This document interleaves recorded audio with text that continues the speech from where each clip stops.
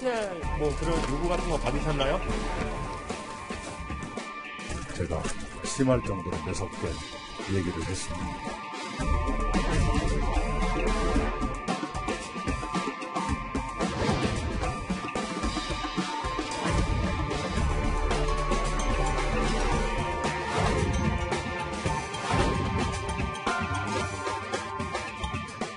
내부 정보를 자기들끼리만 이렇게 하고 개인적으로 이익이 취했다는 거는 정말 범죄죠. 집을 살 기회를 지금 그분들이 뺏었다고 저는 생각하기 때문에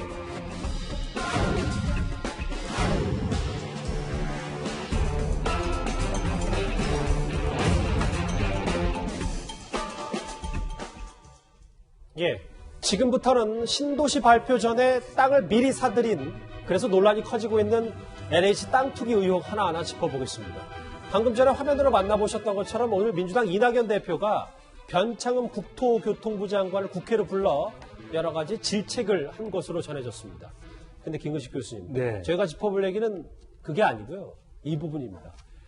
어제 MBC를 통해서 보도된 내용은 기자와 변창흠 장관의 문자 주고받는 과정에서 LH 직원들이 당시 개발 정보를 알고 땅을 미리 산 건 아닌 것 같다.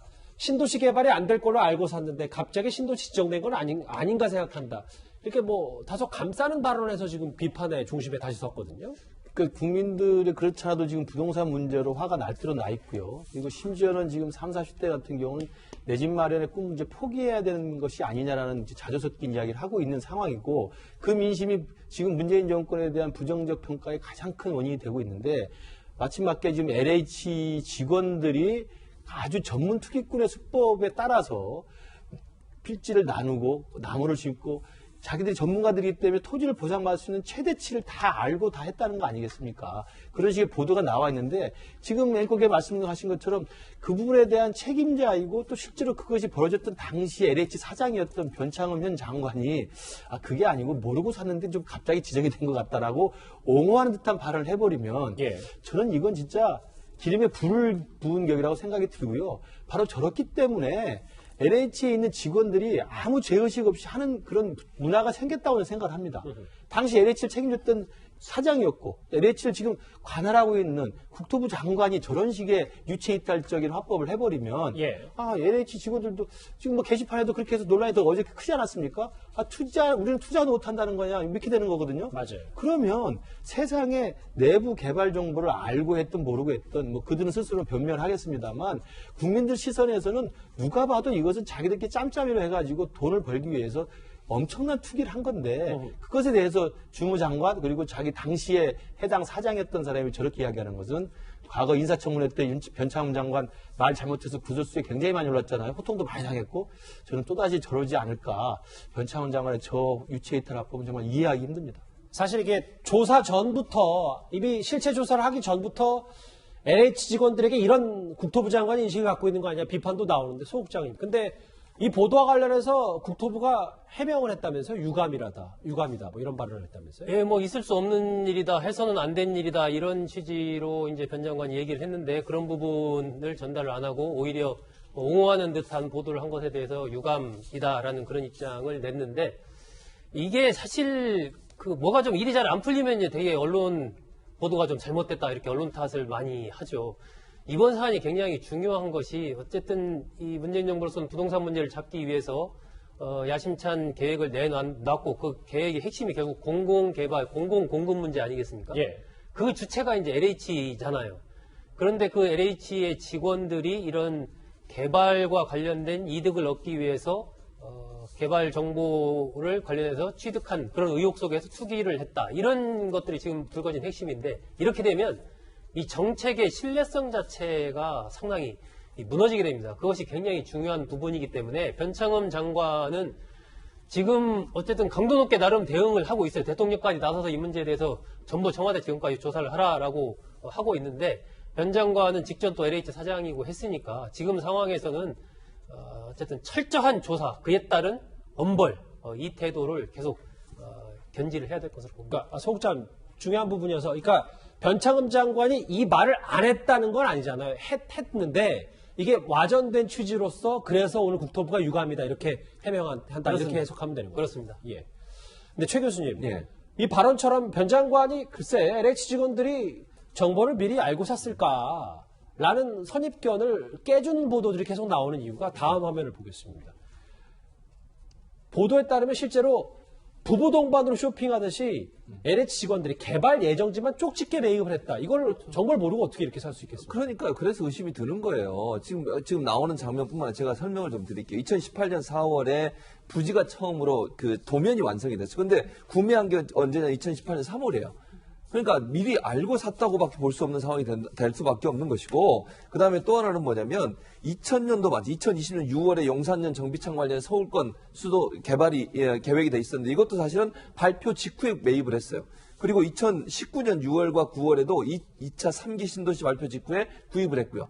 그러면 뭐 좋습니다. 본인들 주장처럼 우연히 그렇게 맞아떨어졌다고 치면 그걸 어떻게 알고 샀냐는 거예요. 또 하나 매입 비용 60% 이상을 대출을 했어요.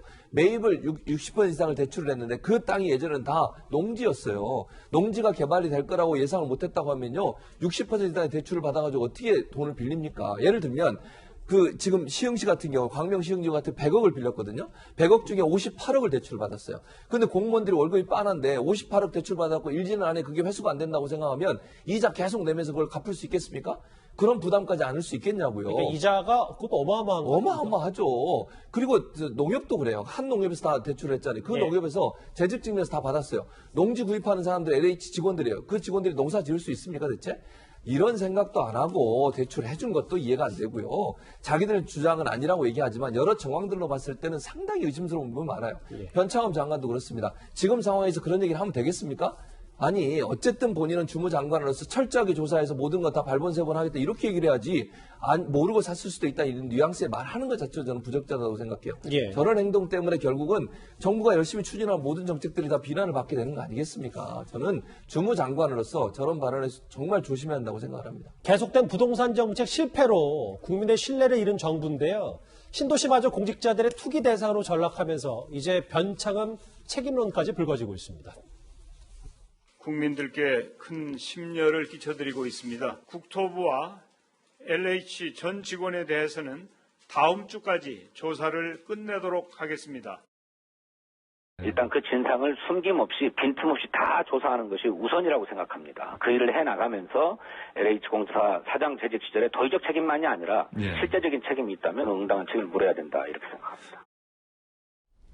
그래서 지금 전수조사를 지시하고 청와대도 본격적으로 청와대 전 직원도 하겠다고 하는데, 근데 이도하 변호사님, 제가 궁금한 건 이거를 일주일 안에 현 정부가 원하는 일주일 안에 조사를 다 마칠 수 있어. 이게 부실 조사가 되는 건 아닌지 모르겠어요. 예, 지금 말씀하신 것처럼 일주일 안에 조사를 다 한다 그러는데 강제 수사권도 없잖아요.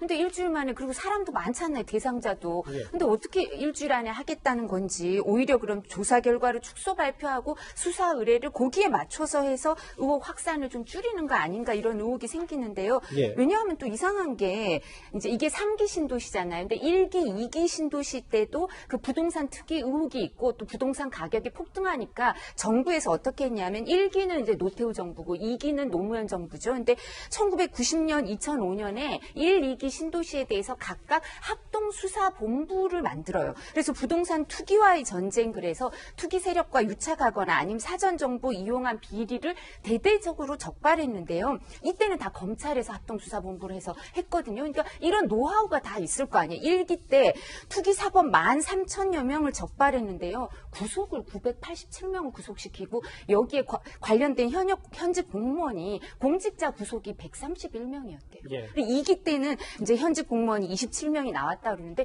이런 노하우를 갖고 있는 검찰에 맡기면 될 텐데 왜 지금 행정부 자체 조사를 하겠다는 건지 그럼 오히려 결과가 나오더라도 신뢰성이 떨어질 수 있거든요. 그래서 좀 더 이렇게 감사원이나 검찰이나 이렇게 이 노하우가 있는 경험이 있는 데다 좀 맡기면 신뢰성이 회복되지 않을까 싶습니다.